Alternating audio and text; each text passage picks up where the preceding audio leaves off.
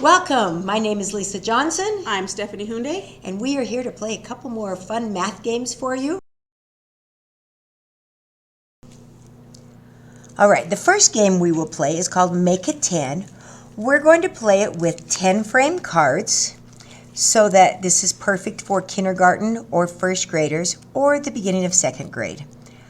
As you play this, these are two sets of cards and we just split it in half. This can be played with any two players. You don't need to match the players because it's not a speed game. So Stephanie, go first. And what we're looking for are partners to 10. When you find partners to 10, you just say the equation. We start with the 10 frames because they are pictorial and students can see what they need to know.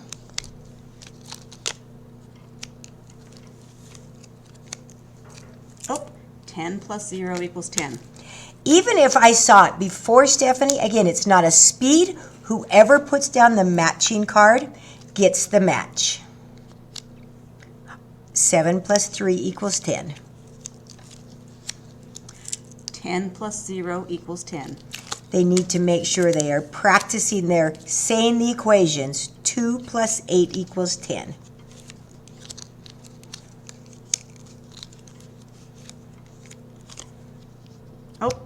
Oh, 4 plus 6 equals 10. Nice. 9 plus 1 equals 10.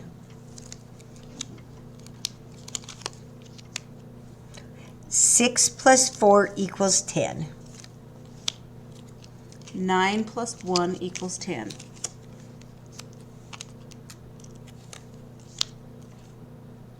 7 plus 3 equals 10.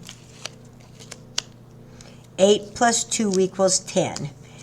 Now, we didn't divide them evenly. Stephanie still had 2 cards, so she gave me a card so that I would have the final match. Yep. 5 plus 5 equals 10. To find out who wins, you just count how many matches. I have 6 matches. I have 5 matches. So I won.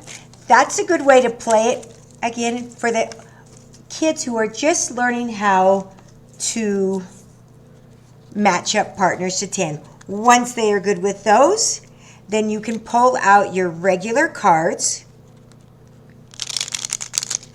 And again, when I split them in half, I just do a fast, because I don't want to spend my whole game time counting out cards, dealing cards. These are actually box cars and one-eyed jacks. They're super small, which is kind of nice, but they can be played with just your regular cards as well. Okay, I will go first.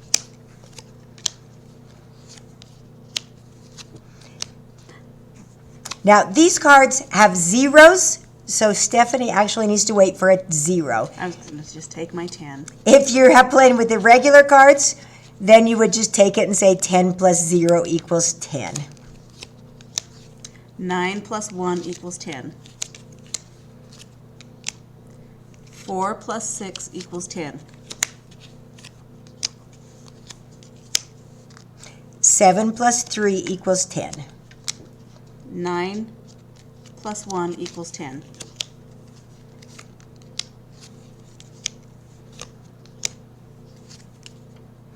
8 plus 2 equals 10. 7 plus 3 equals 10. 5 plus 5 equals 10. 6 plus 4 equals 10. 6 plus 4 equals 10. 0 plus 10 equals 10. 7 plus 3 equals 10. 1 plus 9 equals 10. 10 plus 0 equals 10. 2 plus 8 equals 10. 7 plus 3 equals 10. Notice you get a lot of practice here with partners. 8 plus 2 equals 10. 9 plus 1 equals 10. 6 plus 4 equals 10.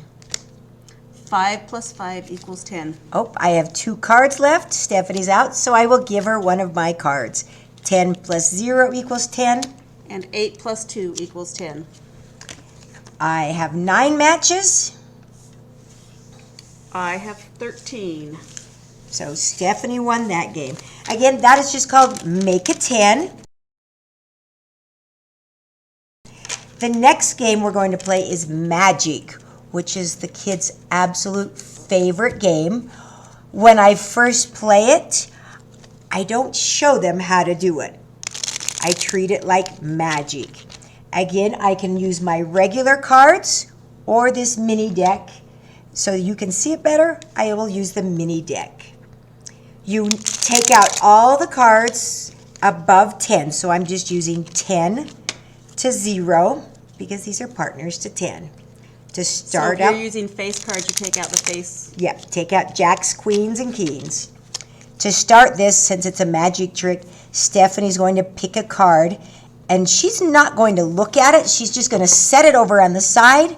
And now, at school, when we're playing this, so that one person isn't sitting there doing nothing, again, I divide the cards in half, and I give her half of them.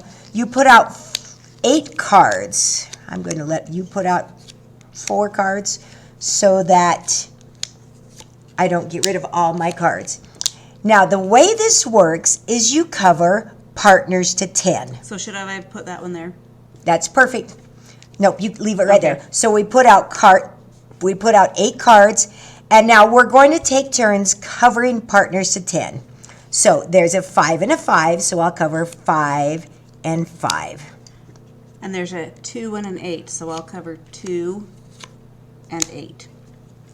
Now, if I were playing with face cards, I would cover the 10 and 10 because they would be partners. But since this deck has zeros, I'm going to wait for a 0. So I don't see any partners to 10, and that happens. That means you just get stuck a little bit. So what you do is you put out 2 more cards. Everything you do is in partners to 2. So there's still no partners. So do I put them down here, or do they have to be in a row? Nope, you can put them over here. So she had to put out 2 more cards, which honestly makes it a little harder for kids because it's more for them to look at. It doesn't happen very often, but now I have a 9 and a 1. And there are no partners to 10. So I will put out 2 more cards. Oh, there's my 0 and my 10. And there's a 9 and a 1. And a 6 and a 4.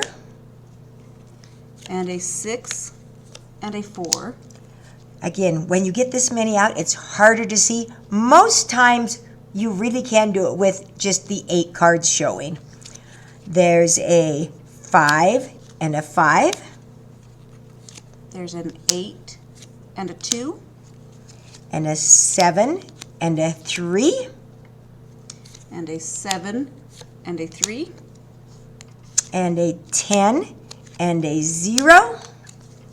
9 and 1. A 10 and a 0. Okay, Stephanie's out of cards. I have 1 card, so we can no longer cover partners to 10. So now we pick up partners to 10. Is it my turn? Yes.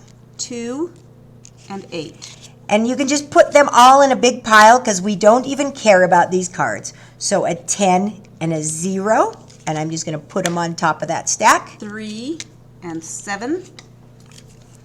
8 and 2. 9 and 1. 6 and 4. 4 and 6. We are out of cards. So we need to still figure out what Stephanie has. So I'm going to turn over my card. My card is missing its partner. So Stephanie must have my partner. I have a 3. And there we go. Usually what happens is we have 2 cards at the end, and mine will match one of them, and the other one will match that Yeah. one. Okay? Doesn't always work out like that. No, this game is honestly one of the kids love it. And even though they know how it works, oftentimes they are shocked when they can figure out the answer. They're like, wow, it worked. So, one of the funnest games you will play all year. The other fun game we're just going to show you is a solitaire game.